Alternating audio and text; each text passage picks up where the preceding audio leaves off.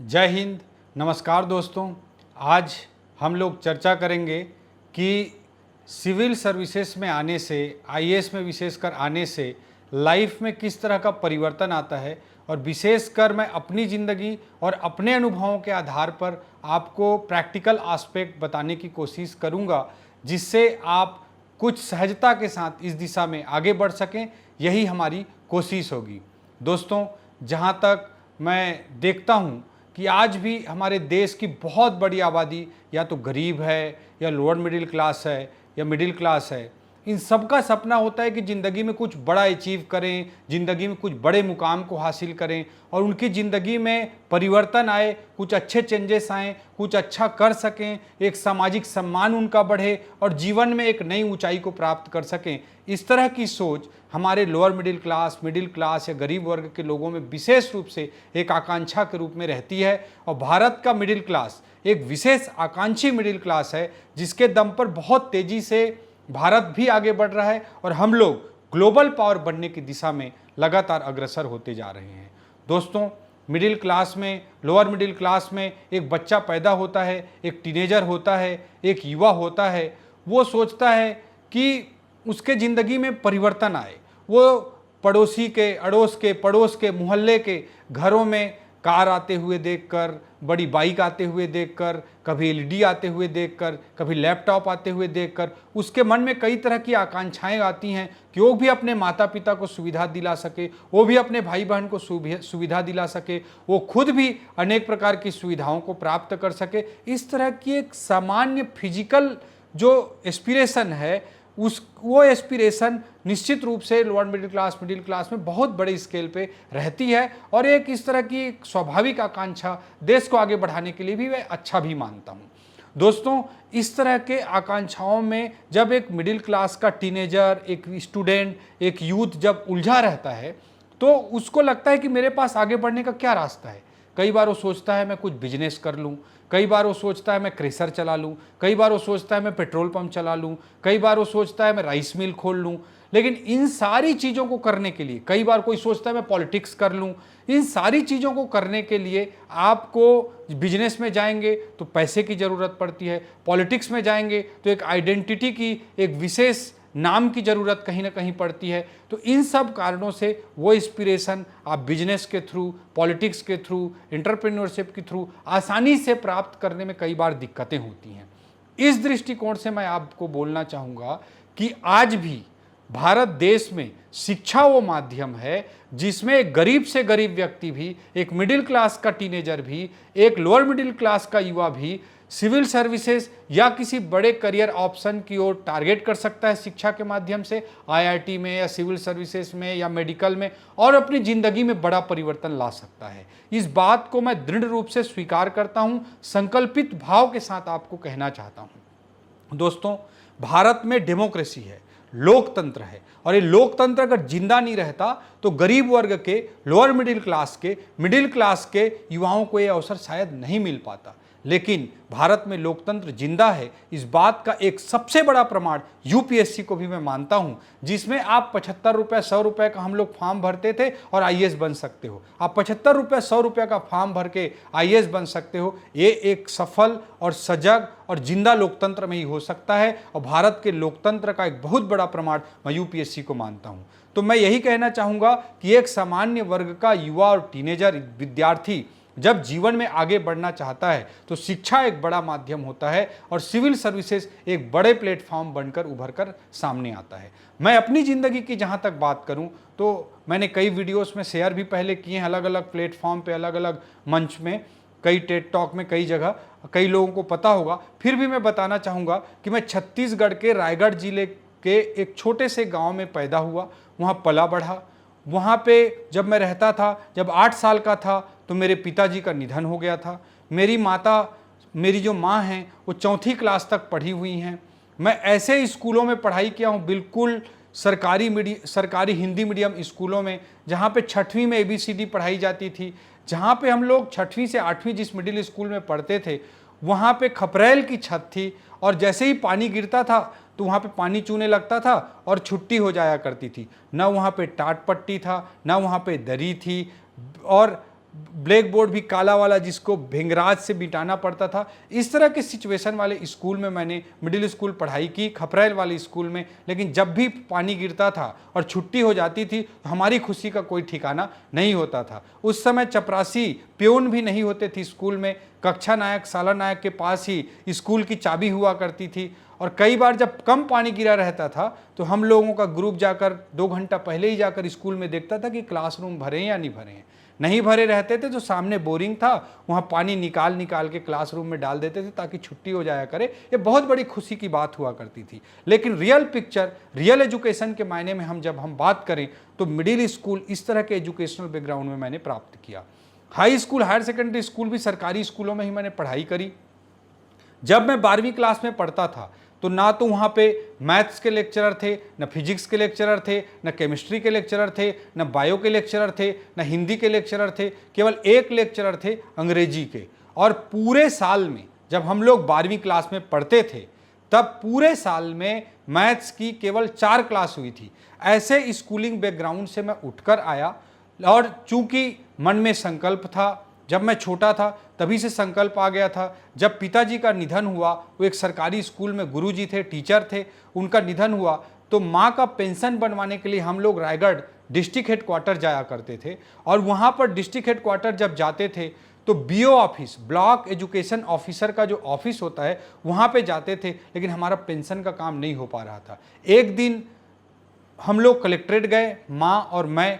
उस समय मैं 11 साल का था और कलेक्टर को हमने अपनी बात बताई, अपनी प्रॉब्लम बताई और कलेक्टर ने एक फ़ोन किया और हमारे पेंशन का प्रॉब्लम तुरंत सॉर्ट आउट हो गया। तब मुझे लगा कि ये कलेक्टर तो बड़ा तोप चीज़ होता है भाई, ये कलेक्टर बनना चाहिए। और 11 साल की उम्र में ये सपना पालकर, ये संकल्प लेकर मैं आगे बढ़ता रहा। और उस समय सिविल सर्विसेज क्रॉनिकल के जो मैगजीन्स होते थे, प्रतियोगिता दर्पण के जो मैगजीन होते थे, कंपटीशन सक्सेस रिव्यू के जो मैगजीन CSR होता था, इस तरह के मैगजीन्स को पढ़ता रहता था, उनके टॉपर्स को पढ़ता रहता था। हर 2 महीने 3 महीने में मैं डिस्ट्रिक्ट हेडक्वार्टर जाता था और 9वीं क्लास में 10वीं क्लास में इस तरह के मैगजीन को उठा कर लाता था और सारे टॉपर्स के बारे में इंटरव्यू वगैरह पढ़कर मैं कहीं ना कहीं प्रेरित होता रहता था। 12वीं क्लास के बाद मैं पूरा संकल्पित होकर अन्य करियर ऑप्शंस को उपलब्ध होने के बावजूद, सिलेक्शन होने के बावजूद, मैंने टोटली यूपीएससी पर फोकस किया और one of the youngest age में कंट्री में मैं आईएएस में सेलेक्ट हुआ। आईएएस में मैं जब सेलेक्ट हुआ, सारे संघर्षों के बाद दिल्ली में एस्बेस्टस की छत के नीचे रहना, दिल्ली में कब्रिस्तान के पास पटेल चेस्ट क्रिश्चियन कॉलोनी के हॉस्टल्स में रहना, इन सब सिचुएशंस का सामना करना पड़ता था। जब मैं फर्स्ट ईयर में था तो मसूरी ट्रेनिंग एकेडमी, लबासना, लाल बहादुर शास्त्री राष्ट्रीय प्रशासन अकादमी भी पहुंचा था। जब वहां पर मैं गया तो गार्ड ने मुझे घुसने से वहां पे मना कर दिया था। तब मुझे बड़ा दुख हुआ था कि छत्तीसगढ़ से दिल्ली, दिल्ली से देहरादून और दिल्ली से मसूरी मैं पहुंचा था और वहां पर पहुंचा और गेट पर मुझे अंदर नहीं जाने दिया। लेकिन मन में मैंने वहीं पर संकल्प लिया था कि मैं यहाँ पे आऊँगा और मैंने मन ही मन सोचा था कि यही गार्ड मुझे सैल्यूट करेगा और गेट खोलकर अंदर बुलाएगा। इस संकल्पों के साथ मैं जीता रहा और one of the youngest age में आईएएस में सेलेक्ट हो गया था 2005 बैच में। और 2005 बैच में मैं जैसे सेलेक्ट हुआ मुझे होम कार्डर छत्तीसगढ़ भी मिला और मैंने 13 साल तक आईएएस की नौकरी बड़ी शिद्दत से की। मैं यहाँ पे करीब 8 जिले में काम किया, अलग अलग पदों पर। 3 जिलों में कलेक्टर रहा, 2 जिलों में सीओ जिला पंचायत रहा, राजधानी रायपुर का म्युनिसिपल कमिश्नर भी रहा, कलेक्टर भी रहा। मैं मुख्यमंत्री जी का मीडिया भी देखा। ये सारे काम मैं 13 साल के अपने प्रशासनिक जीवन के अनुभव के दौरान किया। इसमें राजधानी का कलेक्टर बनना, म्युनिसिपल कमिश्नर बनना, दंतेवाड़ा जैसे जगह में चैलेंज लेते हुए खुद पोस्टिंग लेकर कलेक्टर बन के जाना और वहाँ एजुकेशन के लिए कुछ अच्छा कर पाना, ये सारे अनुभव मेरे इस दौरान शामिल थे। लेकिन जहाँ तक जिंदगी में जो परिवर्तन आता है उस पर मैं फिर से हाईलाइट करना चाहूँगा कि गांव की एक सामान्य जिंदगी जिसमें आप छोटी छोटी सुविधाओं के लिए तरसते रहते हो, छोटी छोटी चीज़ें, इलेक्ट्रिसिटी बिल पटाना, लाइन लग कर जाकर 2 घंटे 4 घंटे 5 किलोमीटर जाकर 2 घंटे 4 घंटे लाइन लग के बिजली बिल पटाना जैसी समस्याएं गाँव की ज़िंदगी में हुआ करती थी। इस प्रकार की सारी चीज़ों से, डेली ज़रूरत की जो चीज़ें होती हैं उनसे आप एक झटके में सिविल सर्विस में सेलेक्ट होते ही आप ऊपर उठ जाते हो। सामाजिक ओहदे को, सामाजिक सम्मान को भी आप इंजॉय करने लगते हो। तो आपकी छोटी छोटी जो ज़रूरतें होती हैं, लैपटॉप हो, एलईडी हो, आपके लिए गाड़ी हो, ड्राइवर हो, ये सारी चीज़ें एक झटके में आपको प्राप्त हो जाती हैं। तो ये जो basic physical aspirations middle class में होती हैं, उसको ये सर्विस एक झटके में पूरा कर देती है। इस बात को मैं पहले और छोटे पॉइंट के रूप में रखना चाहूँगा। लेकिन आपको हमेशा ये भी याद रखना है, यह भी ध्यान में रखना है कि अगर आप केवल लाल बत्ती को देखकर, वो भी खैर मोदी जी अभी खत्म कर चुके हैं, अगर केवल आप बत्ती को देखकर, केवल पावर प्रेस्टीज को और फिजिकल चीज़ों को, सुविधाओं को देखकर, नौकर चाकर, ड्राइवर, गाड़ी घोड़ा, बंगला को देखकर अगर सिविल सर्विसेज में आते हैं, तो मैं ये भी कहना चाहूँगा कि आपको ज़्यादा से ज़्यादा 6 माह, साल भर तक ये चीज़ें आपको मोटिवेटेड रख सकती हैं। अल्टीमेटली 6 महीना, साल भर बाद आपको अगर कोई चीज़ मोटिवेटेड रख सकती है तो वो केवल और केवल अपने मन से कुछ अच्छा करना, सोसाइटी के लिए कुछ अच्छा करना, कुछ क्रिएटिव करना, कुछ कंस्ट्रक्टिव करना, इसी से जो सेल्फ सेटिस्फेक्शन मिलता है, वही चीज़ आपको सर्विस में लॉन्ग रन में ड्राइव कर सकती है। अन्यथा छोटी छोटी फिजिकल चीज़ें आपको ड्राइव नहीं कर सकती हैं। इस बात को भी आपको समझना बेहद ज़रूरी है। तो मैंने पहला चीज़ जो कहा कि सिविल सर्विसेज में आते ही ज़िंदगी में जो परिवर्तन होता है, वह जिंदगी का जो परिवर्तन है, वह बेसिक नीड्स जो मिडिल क्लास रोज स्ट्रगल करता है, उससे आप एक झटके में बाहर आ जाते हो। दूसरी और सबसे बड़ी जो चीज़ आपके ज़िंदगी में इस प्लेटफॉर्म के थ्रू, सिविल सर्विसेज के प्लेटफॉर्म के थ्रू, आईएएस के प्लेटफॉर्म के माध्यम से या कलेक्टर के प्लेटफॉर्म के माध्यम से जो मिलती है, वह है कि आप जिंदगी में एक गरीब वर्ग का व्यक्ति, एक मध्यम वर्ग का व्यक्ति जो कुछ झेला रहता है, उस चीज़ों को दूसरे लोगों को ना झेलना पड़े, उसके लिए आप कुछ कर सकते हो। मुझे लगता है कि ये ज़िंदगी में सबसे बड़ा सेटिस्फेक्शन और सबसे बड़ा परिवर्तन लाता है, जो आपकी ज़िंदगी को कहीं ना कहीं बदल कर रख देता है। एक सेल्फ सेटिस्फेक्शन के लेवल से आप ऊपर उठने की ओर ज़िंदगी में आगे बढ़ पाते हैं। ऐसे मैं अपने जीवन से 2 उदाहरण देना चाहूँगा। अनेकों सैकड़ों उदाहरण हैं, लेकिन 2 उदाहरण आपके सामने देना चाहूँगा। पहला मैं उदाहरण दूंगा, जब मैं गांव में रहता था और नवोदय विद्यालय का एंट्रेंस एग्जामिनेशन दिया था। नवोदय विद्यालय की मैं परीक्षा देने के लिए गया और मैं तब तक, मुझे मालूम ही नहीं था कि कौन सी गाइड पढ़ी जाती है, कहाँ पे क्या ट्रेनिंग की जाती है, कौन सा मटेरियल पढ़ा जाता है, कैसे क्वेश्चन पूछे जाते हैं। मैं ऐसे सीधा चला गया था। गांव की स्कूल में हम सबसे होशियार हुआ करते थे, तोप खान बनते थे और चले गए सीधा एग्जाम देने के लिए। पता ही नहीं था कि क्या होता है क्या नहीं होता है। और मैं नवोदय विद्यालय का एंट्रेंस एग्जामिनेशन दिया और फेल हो गया। मैं जब फेल हुआ तो मुझे बड़ा धक्का लगा। मैं तो बहुत बड़ा तोपचंद हुआ करता था, कैसे मैं फेल हो गया, और मुझे बड़ा धक्का लगा, बड़ा दुख हुआ। लेकिन मैं आपको कहना चाहूँगा कि मैं जब 2005 में आईएएस में सेलेक्ट हुआ और 2011 से 2013 के बीच में जब दंतेवाड़ा में कलेक्टर रहा, तो मैंने वहाँ पे कलेक्टर रहते हुए मुझे अपॉर्चुनिटी मिली, मुझे अवसर मिला, और उस अवसर का प्रयोग करते हुए मैंने एक प्रोजेक्ट स्टार्ट किया, नन्हे परिंदे। और नन्हे परिंदे प्रोजेक्ट के माध्यम से मैं सबसे गरीब बच्चे, अत्यंत नक्सल प्रभावित बच्चे, जिनके माता पिता कई लोगों के वायलेंस में, हिंसा में मारे गए रहते थे, कई लोगों के पास कपड़े पहनने के लिए ठीक से नहीं रहते थे, इस तरह के बहुत ही ज़रूरतमंद 100 बच्चों को पूरे दंतेवाड़ा डिस्ट्रिक्ट में सेलेक्ट किया। और इन 100 बच्चों को 5वीं क्लास की रेगुलर क्लासेस चलाई गई बोर्डिंग फैसिलिटी के साथ। उनको जिला मुख्यालय में लाया गया, उनको हॉस्टल फैसिलिटी दी गई, बोर्डिंग फैसिलिटी दी गई, और उनको 5वीं क्लास की रेगुलर स्कूलिंग कराई गई। और साथ ही साथ उनको 1 साल तक नवोदय विद्यालय और सैनिक स्कूलों के लिए ट्रेनिंग भी दी गई, अच्छे डेडिकेटेड टीचर्स के माध्यम से, जिनको इसका अनुभव था। अच्छे स्टडी मटेरियल्स को यूज करते हुए इन 100 बच्चों को अच्छे से तैयार किया गया। आप भी मानेंगे कि जो बच्चा 5वीं क्लास में रह रहा हो, जो 9-10 साल का बच्चा हो, उसे अगर 1 साल तक ट्रेन किया जाए तो उसे दुनिया के पैमानों में कितना भी गधा या बैकवर्ड समझा जाता रहा हो, लेकिन 1 साल तक अगर उस फ्रेश माइंड को ट्रेंड किया जाए तो वो बहुत अच्छी प्रतिभा के रूप में सामने आ सकता है। ये मैं दृढ़ विश्वास करता हूं, और ऐसे अनेकों मेरे शैक्षणिक प्रयोगों से ये बात प्रमाणित भी हुआ है। तो नन्हे परिंदे में ही मैंने ये देखा कि वो बच्चे जिनके पास ठीक से कपड़ा पहनने के लिए नहीं होता था, वो बच्चे जिनके माता पिता कई लोगों के हिंसा में मारे गए रहते थे, ऐसे बच्चे भी 1 साल में ट्रेंड हो जाते हैं। और उन 100 में से 50 बच्चे, 60 बच्चे, 70 बच्चे, 80 बच्चे नवोदय विद्यालय सैनिक स्कूलों में प्रवेश कर पाते हैं। ये प्रोजेक्ट चलते हुए वहाँ करीब 7-8 साल हो चुके हैं और हर साल इस प्रोजेक्ट से नवोदय विद्यालय सैनिक स्कूलों के दरवाजे गरीब बच्चों के लिए, ज़रूरतमंद बच्चों के लिए खुलते हैं। तो जो मैं नवोदय विद्यालय में फेल हुआ था उसका बदला मैंने कलेक्टर बनकर दंतेवाड़ा में नन्हे परिंदे प्रोजेक्ट चलाकर सैकड़ों बच्चों, हजारों बच्चों को नवोदय सैनिक स्कूल में पहुंचाकर मैंने अपने ज़िंदगी के इस अभाव का बदला लिया।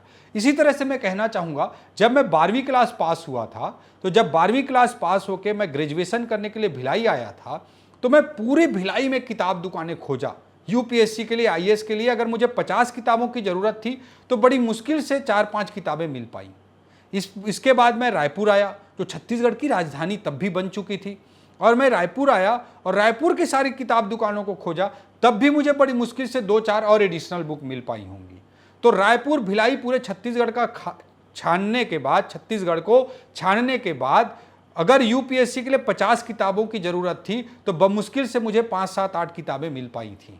और मैं जब दिल्ली गया तो सब कुछ मुझे मिल पाया। तो मैंने ये फील किया कलेक्टर बनने के बाद, जब मैं रायपुर का कलेक्टर बना तो मुझे अपने उस अभाव की याद आई और उस अभाव का मैंने प्रतिशोध लेने का, रिवेंज लेने का, बदला लेने का निर्णय लिया और मैंने नालंदा परिसर नाम से एक प्रोजेक्ट यहाँ पे स्टार्ट किया। एक वर्ल्ड क्लास लाइब्रेरी, इंडिया में तो मैं चुनौती देता हूँ कि उस स्तर की लाइब्रेरी शायद ही किसी दिल्ली, बॉम्बे में भी कहीं पर भी नहीं है।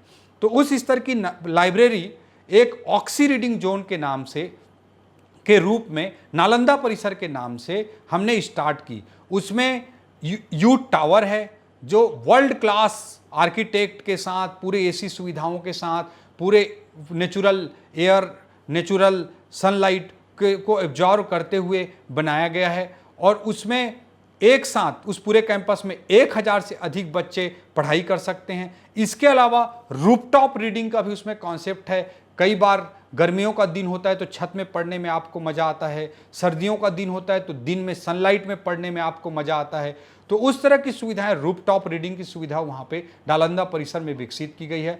इसके अलावा मैं कहना चाहूँगा कि जो नालंदा परिसर है वो करीब 6 एकड़ में फैला हुआ है और उसमें ओपन रीडिंग, पेड़ के नीचे, प्रकृति की गोद में, ऑन लैप ऑफ नेचर पढ़ाई करने की भी सुविधा विकसित की गई है। चारों तरफ उस तरह से लाइटिंग की गई है। सुरक्षा के हिसाब से करीब 50 सीसीटीवी कैमरा लगाया गया है। उस पूरे कैंपस में 100 एमबीपीएस की फास्टेस्ट नेट कनेक्टिविटी प्रोवाइड की गई है और इसके अलावा 200 कंप्यूटर के साथ हाई क्लास का डिजिटल लाइब्रेरी भी वहाँ बनाया गया है। तो इस तरह से वर्ल्ड क्लास फैसिलिटी के साथ, और वहाँ पे करीब 2 करोड़ रुपए की किताबें भी रखी गई है। तो इस तरह वर्ल्ड क्लास फैसिलिटी के साथ मैं कलेक्टर रायपुर जब बना तो ऑक्सी रीडिंग जोन के रूप में नालंदा परिसर के नाम से वर्ल्ड क्लास लाइब्रेरी बनाकर अपने अभाव का बदला लिया। इस तरह से सैकड़ों बदला लेने का मौका मुझे 13 साल के अपने प्रशासनिक जीवन में मिला। तो मैं यही कहना चाहूँगा दोस्तों कि सबसे बड़ा जो लाइफ में परिवर्तन आता है वो सेल्फ सेटिस्फेक्शन का परिवर्तन आता है। और आप जिन अभावों को झेल कर बचपन में बड़े हुए हों, उन चीज़ों को दूसरे लोगों को ना झेलना पड़े, इस दिशा में सकारात्मक कार्य कर सकते हैं, जो मुझे लगता है कि आपके जीवन का सबसे बड़ा परिवर्तन होता है। तो ये मैं कहना चाहूँगा मैं अपने अनुभवों के आधार पर कि इस तरह का प्लेटफॉर्म अगर कोई चीज़ दिलाता है तो आईएएस, सिविल सर्विसेज आपको दिला सकता है। आज 13 साल का प्रशासनिक जीवन अच्छे तरीके से बिताने के बाद, बहुत कुछ अच्छा कर सकने के बाद मैं प्रशासन को अलविदा कर दिया। मैं प्रशासन में आईएएस से रिजाइन कर दिया। मेरे 23-24 साल की नौकरी बची हुई थी, फिर भी मैंने अपने 36-37 साल की उम्र में आईएएस से रिजाइन कर दिया। इसका मतलब ये नहीं कि मैं आईएएस को, प्रशासनिक करियर को या सिविल सर्विसेज को बुरा समझता हूँ। मैं आज जो भी हूँ, मेरी आइडेंटिटी समाज में जो कुछ भी है, मेरी क्रेडिबिलिटी जो कुछ है, मेरी पॉलिटिकल क्रेडिबिलिटी अभी जो इस्टेब्लिश हो पाई है, वो 13 साल तक प्रशासनिक जीवन में अच्छा करने के कारण स्थापित हो पाई है। अगर ये प्रशासनिक जीवन मेरा 13 साल का नहीं होता तो मेरे कामों के बारे में, मेरे डेडिकेशन के बारे में, मेरे कमिटमेंट के बारे में, मेरे यूथ के प्रति कमिटमेंट के बारे में, मेरे एजुकेशन के प्रति कमिटमेंट के बारे में शायद लोगों को कुछ पता नहीं चल पाता। इससे मेरी आइडेंटिटी और क्रेडिबिलिटी भी शायद उस तरह से इस्टेब्लिश नहीं हो पाती और राजनीति के दरवाजे भी मेरे लिए उस तरह से नहीं खुले होते। तो मैं यही कहना चाहूँगा कि जिस दिन आप IAS से रिजाइन करके अलग हो जाते हैं या रिटायर होकर, सेवानिवृत्त होकर अलग हो जाते हैं, उसमें भी आप जो अपने करियर में कुछ अच्छा किए रहेंगे, उसके कारण एक सामाजिक सम्मान, आपकी क्रेडिबिलिटी, आपकी आइडेंटिटी भी इस्टेब्लिश करने का ये सर्विस मौका देती है। हम भोपाल के विकास की बात करते हैं तो वहाँ पे बुच साहब का नाम आता है कि उन्होंने भोपाल को इस्टेब्लिश किया। हम नागपुर शहर के बात करते हैं तो वहाँ चंद्रशेखर जी का नाम आता है। हम इसी तरह से जितने भी बड़े प्रयोग हुए हैं, बड़े प्रशासनिक प्रयोग हुए हैं, अगर आप कुछ अच्छा कर पाते हैं तो आपको लंबे समय तक लोगों के दिलों में याद किया जाता है, लोगों के दिलों में आप राज करते हैं। ये मुझे लगता है कि जीवन का और भी एक बड़ा परिवर्तन है। और अगर आप किसी दूसरे क्षेत्र में भी जाते हैं तो उस प्रशासनिक जीवन के दौरान किए गए आपके अच्छे कार्य आपकी क्रेडिबिलिटी को इस्टेब्लिश करने के लिए बेहद सहायक होते हैं, जो आपके लिए जिंदगी में और बड़ी सफलताओं के भी द्वार खोलते हैं। तो मैं यही कहना चाहूँगा कि ये सर्विस काफ़ी अच्छा मौका देती है और जो युवा साथी इसकी तैयारी कर रहे हैं उनके लिए एक बहुत बड़ा प्लेटफॉर्म है। और इस प्लेटफॉर्म को अचीव करने के बाद आप कुछ अच्छा सकारात्मक करें, उसी से आपको जीवन की प्रासंगिकता, सर्विस का रिलेवेंस समझ में आएगा और आपको लाइफ में बेटर सेटिस्फेक्शन मिल सकेगा। ये बात हमें हमेशा ध्यान रखनी चाहिए। अंत में कोरोना का समय चल रहा है, पूरी मानवता, पूरा विश्व, पूरा भारत कोरोना के खिलाफ लड़ रहा है। आज हमारे प्रधानमंत्री मोदी जी के नेतृत्व में हम सब लोग एक सिपाही, एक वॉरियर की तरह इस कोरोना के खिलाफ लड़ाई लड़ें। और निश्चित रूप से मैं सबको शुभकामना देता हूं कि आप सब लोग हेल्दी रहें और अच्छे से सिविल सर्विसेज में भी इस लॉकडाउन के पीरियड का अच्छे से उपयोग करें। ऐसी चीज़ों में उपयोग करें जो सामान्य रूटीन लाइफ में, रूटीन प्रिपरेशन के दौरान जब एग्जाम दर एग्जाम होता रहता है तो जो नहीं कर पाते, उन सब चीज़ों को भी अभी करने का एक मौका है। और अपनी तैयारी को एक पैना धार दें, एक ज़बरदस्त तैयारी के साथ आगे के लिए मैदान में उतरें। छुट्टी जब भी होती है तो छुट्टी तो उन लोगों के लिए होती है जो कंपटीशन की रेस में नहीं होते हैं। छुट्टी तो आपको तैयारी करने का और दूसरों से आगे बढ़ने का एक मौका भी देती है। तो इसको सकारात्मक तरीके से उपयोग करें इस लॉकडाउन पीरियड को और आप आगे बढ़ें। हम कोरोना से भी जीतेंगे और आप सिविल सर्विस में भी सफल होंगे। इन्हीं शुभकामनाओं के साथ मैं अपनी बात को समाप्त करता हूँ। जय हिंद, जय भारत।